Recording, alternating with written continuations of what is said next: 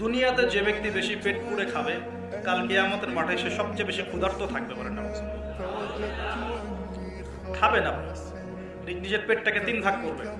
এক ভাগ খাবার, এক ভাগ কি পানি, আর এক ভাগ শ্বাস প্রশ্বাসের জন্য থাকা। আর এই ব্যাপারে একটা কথা বলে দেই, শেষ জামানায় কিন্তু খাবারগুলো সব করাপ্টেড হয়ে যাবে। কি হবে? খাবার ভেজাল হবে, ভেজাল।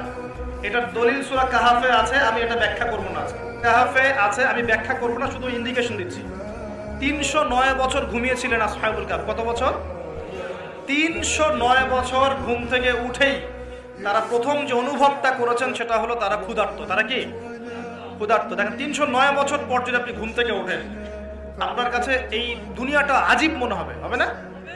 কিন্তু উনারা ক্ষুধার্ত, পকেটে কিছু মুদ্রা ছিল, যেই মুদ্রাগুলোর মান 309 বছরও কমে যায় নাই। কমে গিয়েছে না। এখন আপনি আপনার মুদ্রা নিয়ে ঘুমান 300 বছর, দেখেন তারপর কি হয়। কি হবে? টাকা থাকবো না যাইবো গা?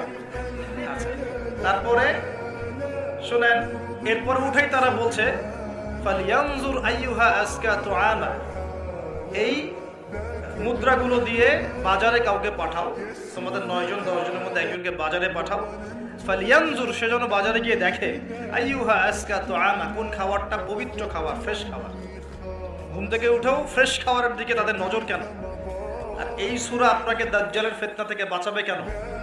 দাজ্জালের যুগেই বা সব, দাজ্জালের শাসনের যুগে সব খাবারগুলো আস্তে আস্তে ম্যানুফ্যাকচার্ড এবং ভেজাল হচ্ছে কেন? এগুলোর মধ্যে মিল আছে না?